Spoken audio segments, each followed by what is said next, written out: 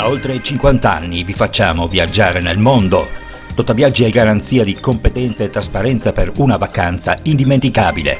Offriamo anche servizio biglietteria, noleggio auto e assicurazione, pratiche e ottenimento visti. Totaviaggi ti propone 9 giorni e 7 notti in Madagascar in viaggio di gruppo a sole 1.490 euro. Trattamento soft all inclusive, barca gratuita per l'isola di Sakatia con escursioni e avvistamento balene. Prenotazioni entro il 30 aprile, partenza il 16 ottobre con volo da Verona. Totaviaggi, viaggiare a Portogruaro. Cerchi un'auto o un veicolo industriale? GP Auto è quello che fa per te. GP Auto ti offre una vasta gamma di veicoli industriali ed auto d'occasione e chilometri zero. GP Auto è uno staff di professionisti al tuo servizio, sempre pronti a guidarti nel tuo acquisto.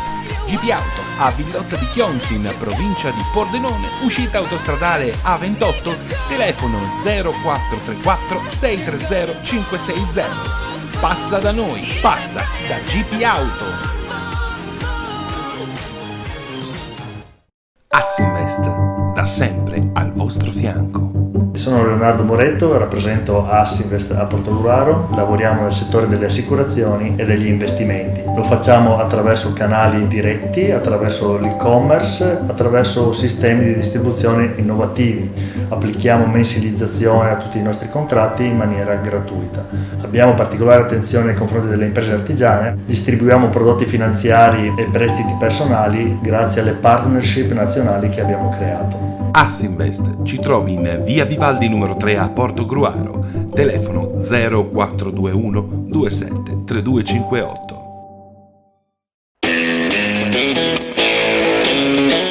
Chiros, la grande moda a Fossalta di Portogruaro, produzioni e abbigliamenti in pelle per i più grandi marchi. Chiros è il sostenitore principale della Fossaltese Calcio. Chiros, in via del Lavoro a Fossalta di Portogruaro. A Torre di Mosto, CMC Venezia, abbigliamento sportivo e promozionale, t-shirt e gadget per eventi e manifestazioni, oggettistica in vetro di Murano per premiazioni e cerimonie, tutto personalizzato come vuoi tu. CMC Venezia, in via Alessandro Volta 8, Torre di Mosto. Il mare nel piatto in un'oasi incantevole. A Villotta di Chions, ristorante Adriatico, il posto giusto per festeggiare il vostro evento ad un prezzo davvero vantaggioso. Lasciati tentare dalle prelibatezze del nostro chef a base di pesce freschissimo e carne. Ristorante Adriatico e anche pizzeria. È il luogo ideale per una cena romantica, un meeting di lavoro, per il tuo pranzo di nozze. Ristorante Adriatico, un magico incontro di gusto ed emozioni, in via Cadore 10, a Villotta di Chions.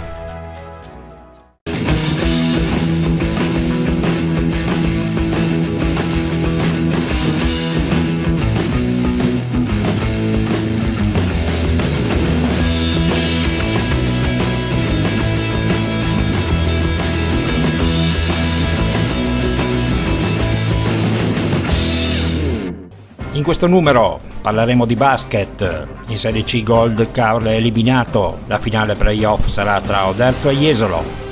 In Serie D Portogruaro a testa alta contro la capolista Sokol.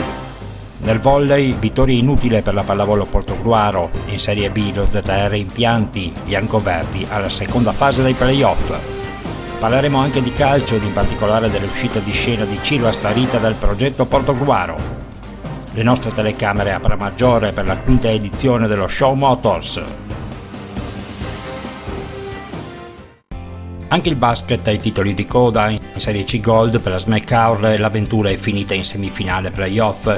Jesolo ha vinto anche ad Annone Veneto una gara 2 combattuta punto a punto sino alle ultime battute. I gialloblu ci hanno provato, hanno gettato sul parquet il cuore, a tratti dando anche l'impressione di potercela fare. Jesolo però ha fatto valere la legge della panchina lunga che ha permesso a Coach Guerra di estrarre dal cilindro una soluzione per ogni momento di difficoltà. La Secis dunque affronterà Oderzo in una finale annunciata che replica l'andamento della stagione regolare. Agli Opitergini ci è voluta gara 3 per avere la meglio di un Mestre Maidomo. Ci avete provato? Non avete assolutamente niente di che rammaricarvi? No, beh, sicuramente non possiamo rammaricarci niente da un punto di vista dell'intensità, dell'impegno, anche della gestione della gara. abbiamo seguito quello che era il piano partita e siamo riusciti a rimanere addirittura anche in vantaggio fino al quarto. Poi purtroppo è mancata lucidità alla fine, sicuramente contro la zona non abbiamo preso dei buoni tiri e su una partita così equilibrata la differenza la fanno piccoli episodi. In ogni caso abbiamo venduto a cara la pelle e ne usciamo a testa alta. È stato triste oggi, se vogliamo così, una nota di colore, vedere appunto che il palazzetto era per 3/4 praticamente ospite. Jesolo tutto l'anno ha avuto un forte seguito del pubblico. Jesolo hanno sicuramente molto più gente di quella che segue Caorle, quindi è logico che in un momento di playoff molte persone si sono trasferite da Jesolo a vedere questa partita. Noi siamo numericamente inferiori non solo come popolazione ma anche come pubblico ed è naturale, però quei pochi tifosi che c'erano del Caorle si sono fatti sentire. Siamo stati parecchie volte in vantaggio e soprattutto in quei momenti si sentiva forte il sostegno di queste persone. Non vi siete fatti scappare l'occasione di chiudere subito il conto? Ci credevamo, anche perché sapevamo che Caorle è una squadra che non è mai morta, che ha un grande cuore, l'ha dimostrata anche la squadra di Ferraboschi, lo ha dimostrato anche nella serie precedente con Arzignano e lo ha dimostrato anche con noi, quindi avevamo un grossissimo rispetto di loro e grande paura di arrivare alla terza partita. I miei ragazzi, nonostante abbiano fatto alcuni errori questa sera e non siano stati concentrati su alcuni aspetti del gioco che avevamo preparato, sono stati bravi comunque nel momento decisivo a chiuderla, quindi siamo contenti. Infatti avete recuperato il gap di 6 punti praticamente a pochi minuti dalla fine, è stato forse quello lì la chiave dell'incontro. Sì, noi sapevamo di avere un vantaggio di uomini perché Caorle con gli infortuni e le problematiche con alcuni giocatori contrattuali era una squadra corta, quindi noi sapevamo che dovevamo arrivare lì alla fine a contatto e per sfruttare anche una freschezza atletica che ci ha permesso con rotazioni più ampie di arrivare alla fine così. Però ripeto, sono stati bravi perché in un momento potevamo perdere la testa, invece nel momento decisivo siamo riusciti a fare 2 o 3 azioni al momento giusto, soprattutto a livello difensivo, importanti per riaprire e poi chiudere la partita. Adesso finale. Noi dobbiamo prepararci al meglio, ripeto, da neopromossa avevamo un grande sogno nel cassetto all'inizio dell'anno, lo stiamo vivendo fino alla fine. Io ho chiesto ai miei ragazzi l'1% in più a ognuno, perché è la differenza tra realizzare un sogno e invece vederselo sfumare. Terz'ultima giornata anche della pool promozione della Serie D maschile. Sul parquet di un Portoguaro ormai matematicamente escluso dalla lotta per la Final Four è scesa in campo la capolista Sokol alla caccia dei punti per mettere in cassaforte la promozione.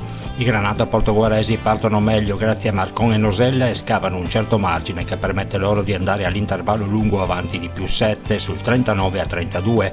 A rientro in campo la capolista cambia marcia soprattutto in difesa, recuperando e operando il sorpasso ancora prima della terza sirena.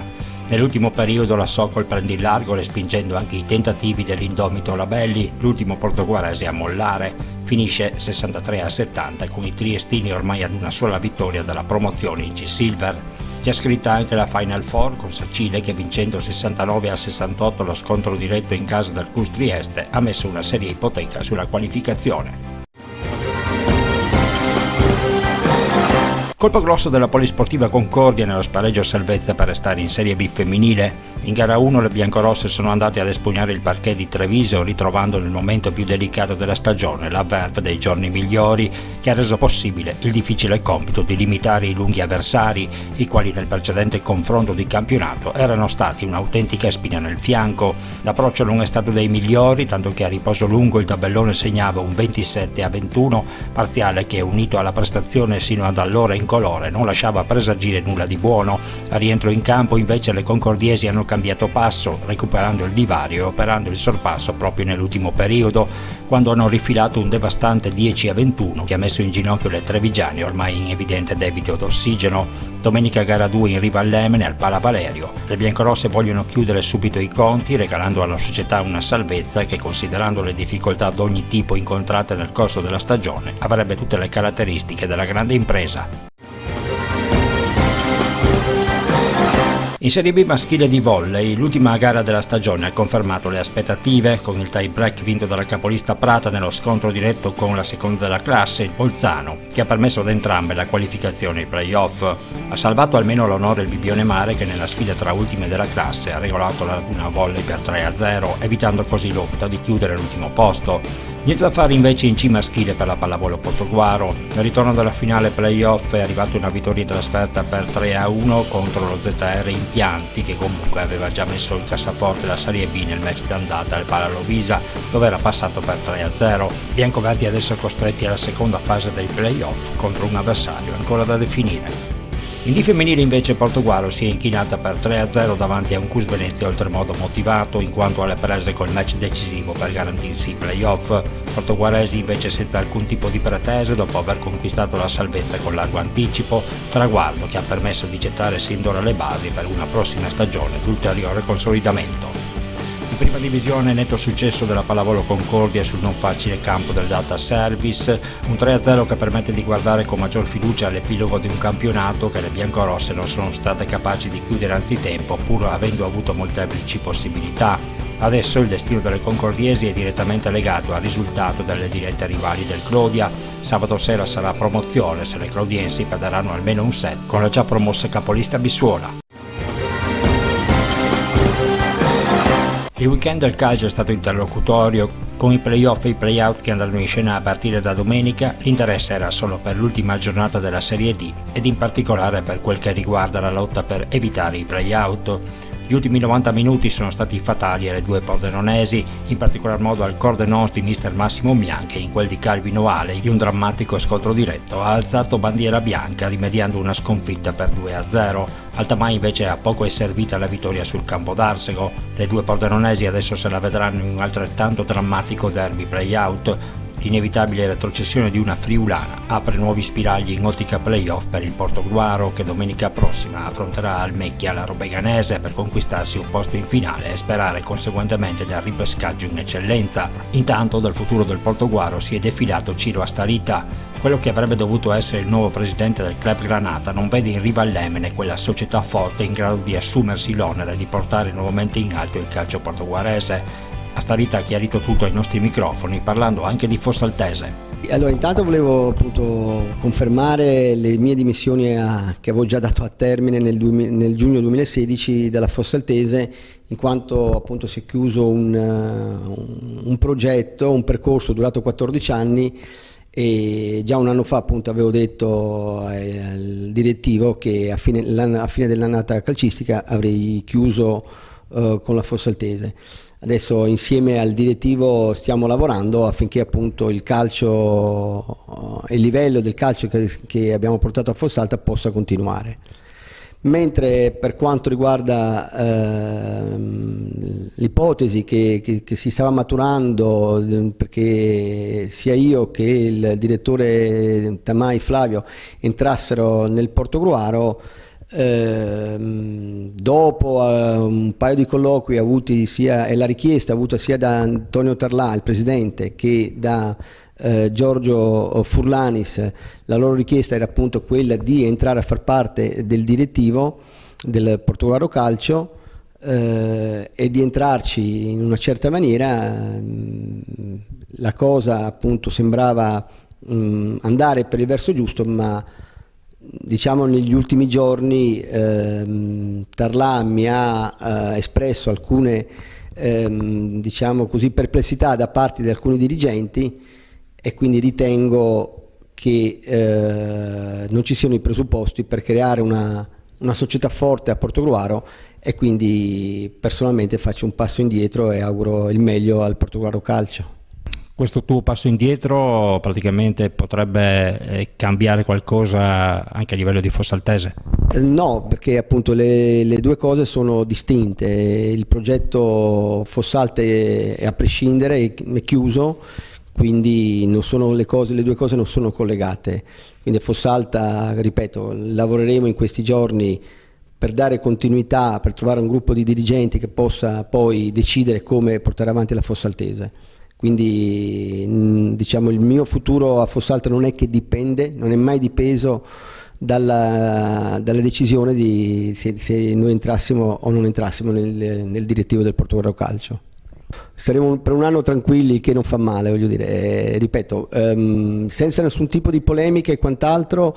Purtroppo devo dire che il progetto Portogallo non va a buon fine, in quanto, ripeto, nonostante l'entusiasmo, devo dire la verità, che il presidente Terlà mi aveva prospettato e aveva prospettato questa ipotesi con entusiasmo, perché appunto voleva fare a suo dire un Portogallo più forte. Inizialmente noi abbiamo dato la nostra disponibilità che adesso togliamo, ma semplicemente perché legittimamente anche qualche dirigente del direttivo ha espresso qualche perplessità, e io ritengo che non sia possibile per un progetto che deve avere il Portogallo Calcio, che è quello di un progetto senz'altro ambizioso, non sia possibile iniziare un'avventura del genere senza un direttivo coeso e forte. Questo attualmente non è possibile, e quindi, ripeto, facciamo un passo indietro e augurando il meglio al Portogallo Calcio. Nel Veneto orientale, oltre al Portogallo impegnato dai play-off di promozione, c'è attesa in seconda categoria per la sfida di andata dei play-out tra Telio Veneto e Gruaro. In terza categoria invece la San Giorgese attende di conoscere l'avversario dei play-off, che uscirà dalla semifinale tra Annonese e Meolo. Intanto è finito anche il campionato di Serie D femminile. La Polisportiva San Marco vola in Serie C, lasciando alla Triestina e alla Tivolese il compito di sfidarsi nei play-off. Vincendo per 4-1 con l'Union Gaia, il Portogallo ha invece concluso in modo onorevole la propria stagione. Dal prossimo anno in casa Granata si cambia, a ricominciare dal tecnico, che non sarà più Rudy Moro, in procinto di far ritorno nuovamente nel calcio maschile. Sì, ci saranno alcuni cambiamenti. Prima di tutto, come già preannunciato, mister Rudy ci lascerà, cercherà di passare di nuovo al maschile per un'altra esperienza, e tra l'altro noi ringraziamo per quello che ha fatto in questi 2 anni splendidi. Ci sarà un nuovo allenatore che ormai è stato definito a società, che possiamo dirlo, che è Alessandro Colla. Per cui diamo il benvenuto al nuovo mister. Mentre per quanto riguarda l'organico delle ragazze, arriveranno nuove ragazze. Già a termine di quest'anno si sono integrate nuove ragazzine giovani, ci sarà già l'arrivo di altre ragazze che adesso non posso dire la provenienza, ma ormai alcune abbastanza definite, per integrare la mancanza di quelle che poi hanno dovuto lasciare per lavoro o per infortuni stessi. Chiaramente il Portogallo Calcio femminile continua il suo percorso mirato chiaramente a sociale, ma anche alla crescita di queste ragazze a livello femminile nel calcio. Lascio un bel gruppo, secondo me, un bel gruppo di giovani da far crescere ulteriormente, alle quali dovranno essere amalgamate un po' di pedine. E che cosa ti ha dato il calcio femminile? Beh, un biennio assolutamente positivo, in quanto venendo dal maschile sono completamente diversi a livello di gestione, però l'applicazione che ci mettono nella grinta e la voglia è paragonabile a quella di maschi, diciamo. Quindi anche per me è servito più che altro per limare alcune lacune caratteriali e capire un po' più le donne, ecco. C'è un rammarico che hai, immagino che è sempre quello, della mancata promozione lo scorso anno ai playoff. Sì, quello è un cruccio che mi resta dentro, perché eravamo proprio un passo. Quest'anno, girone d'andata, le prospettive erano tutte buone, e poi nel ritorno abbiamo avuto alcune defezioni a livello di numero di giocatrici e tra infortuni vari, e quindi il passo è stato un po' inceppato. Siamo arrivati quinti alla fine con buoni propositi, però rimane il rammarico dell'anno scorso, diciamo, ecco. E il futuro cosa ti riserverà? Il futuro è incerto, adesso abbiamo qualche valutazione da fare, spero che nel giro di 2 o 3 settimane di sistemare la scelta e di fare una scelta corretta, diciamo, ecco. Da oltre 50 anni vi facciamo viaggiare nel mondo. Totaviaggi è garanzia di competenza e trasparenza per una vacanza indimenticabile. Offriamo anche servizio biglietteria, noleggio auto e assicurazione, pratiche e ottenimento visti. Totaviaggi ti propone 9 giorni e 7 notti in Madagascar, in viaggio di gruppo a sole 1.490 euro. Trattamento soft all inclusive, barca gratuita per l'isola di Sakatia con escursioni e avvistamento balene. Prenotazioni entro il 30 aprile, partenza il 16 ottobre con volo da Verona. Tota Viaggi, viaggiare a Portogruaro. Cerchi un'auto o un veicolo industriale? GP Auto è quello che fa per te. GP Auto ti offre una vasta gamma di veicoli industriali ed auto d'occasione e chilometri zero. GP Auto è uno staff di professionisti al tuo servizio, sempre pronti a guidarti nel tuo acquisto. GP Auto a Villotta di Chions in provincia di Pordenone, uscita autostradale A28, telefono 0434 630 560. Passa da noi, passa da GP Auto. Assinvest, da sempre al vostro fianco.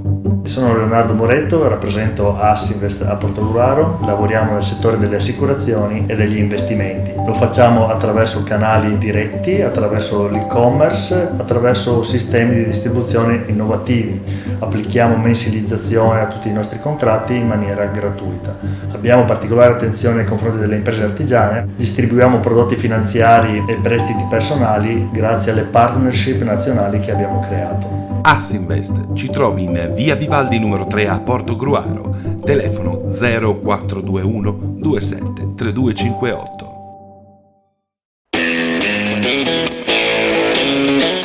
Kiros, la grande moda a Fossalta di Portogruaro, produzioni e abbigliamenti in pelle per i più grandi marchi. Kiros è il sostenitore principale della Fossaltese Calcio.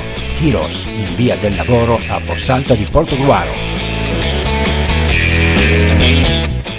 A Torre di Mosto, CMC Venezia, abbigliamento sportivo e promozionale, t-shirt e gadget per eventi e manifestazioni, oggettistica in vetro di Murano per premiazioni e cerimonie, tutto personalizzato come vuoi tu.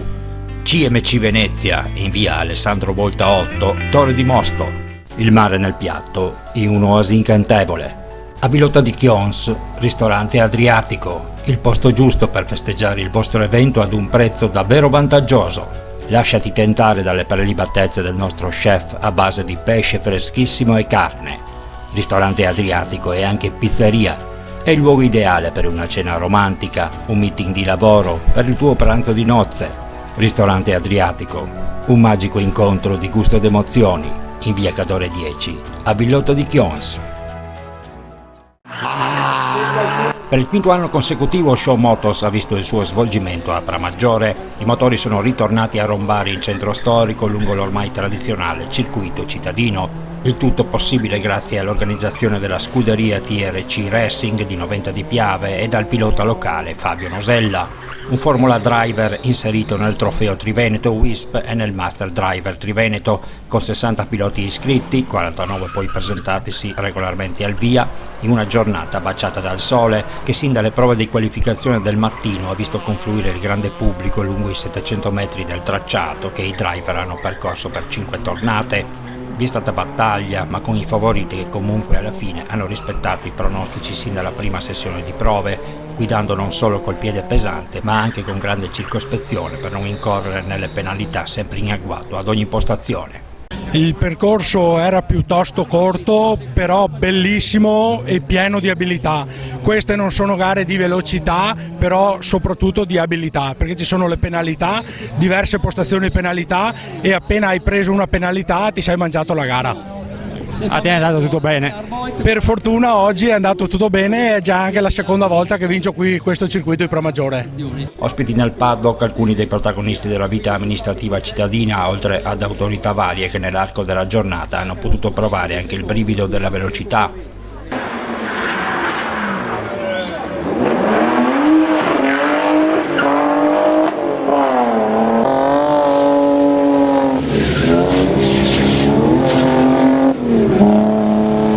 Assessore allo sport, appena sceso anche lei da questo bolide, che emozione? Era un'esperienza assolutamente da fare, vale la pena, lo consiglio anche a chi vuole provare. Approfitto per un ringraziamento particolare a TRC Racing e al nostro amico caro Fabio Nosella per la manifestazione che organizza a Pramaggiore da ormai qualche anno e che dà visibilità e lustro al nostro paese. Noi come amministrazione ci prendiamo l'impegno di portarla avanti nel tempo, perché è un'amministrazione in cui crediamo e che ci fa piacere avere sul nostro territorio e sul nostro centro cittadino. Oltretutto direi anche molto ben riuscita. Anche oggi, complice anche una bellissima giornata di sole, l'amministrazione è riuscita e partecipata, e di questo, ripeto, siamo veramente riconoscenti nei confronti di Fabio e di tutti gli amici di TRC Racing. Grazie.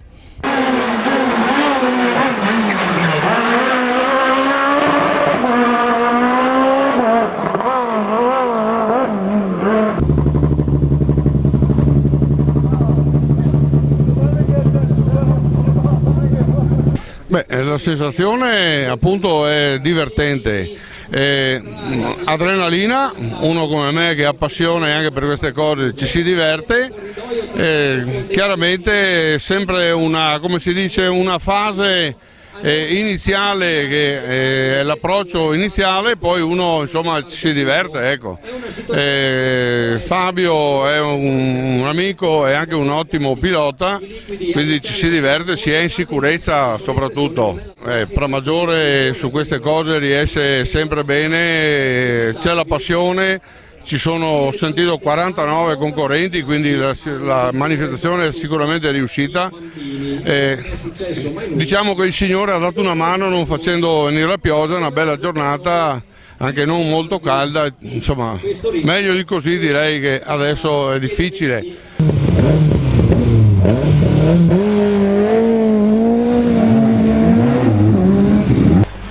Il successo assoluto è andato al vincitore della categoria B, Alessandro Zamuner, su Peugeot 106 del TRC Racing, un abitué della manifestazione che ha completato i 5 giri del percorso in 2 primi, 44 secondi e 56.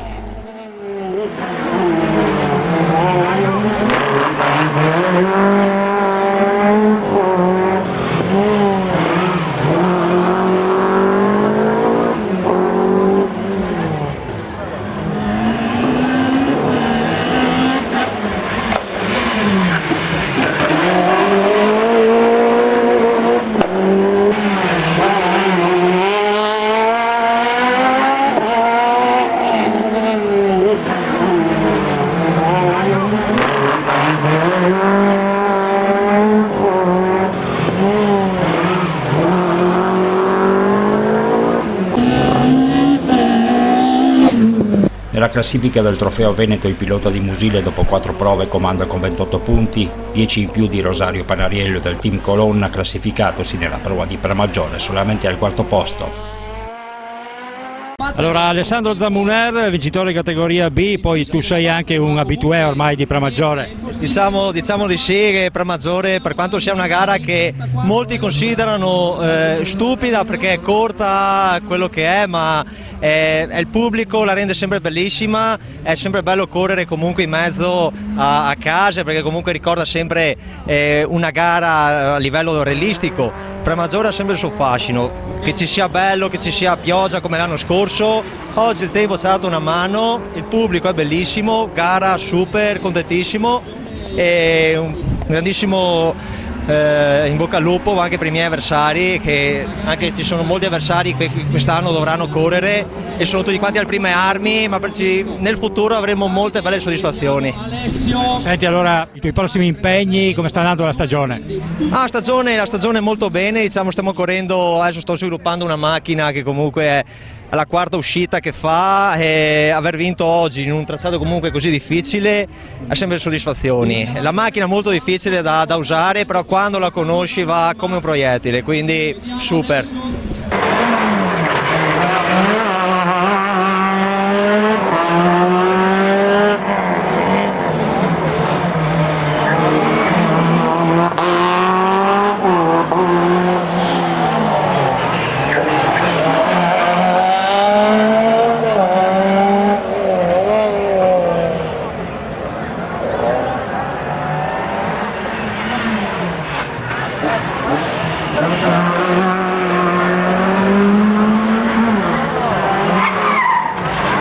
Zamuner nell'assoluta ha preceduto Andrea Scopel, vincitore di classe A, che ha girato con la sua A112 del team Trentin Corse in 2 primi, 47 secondi e 81. Piede pesante quest'oggi, ti abbiamo visto veramente viaggiare alla grande. Sì dai, non posso lamentarmi, mi mancava un po' di trazione in finale, però sono contento così. L'unico rammarico che ho è, lo dico veramente col cuore, mi dispiace non aver potuto fare l'assoluta, il miglior tempo di giornata, perché l'assoluta era dedicata a un grande amico che è Fabio Nosella, che è qui con noi, è il grande organizzatore della manifestazione e se lo meritava con tutto il cuore, perché lui non ha potuto partecipare ovviamente in gara per motivi personali, però la vittoria è veramente dedicata a lui, perché grazie di tutto, grazie anche dell'atmosfera, della giornata, del circuito sempre speciale, e un grande ringraziamento anche a mio papà e al meccanico che mi dà sempre una macchina super performante. Sul terzo gradino del podio il mestrino Braccobaldo al secolo Davide Baldin su Renault Clio del New Racing Team, che ha fatto fermare il cronometro sul tempo di 2 primici da 3 secondi e 76. Nella categoria C si è messo alle spalle Alessio Ceraolo su Clio RS del Ceraolo Racing e Andrea Arboit su Peugeot 106 del TRC Racing.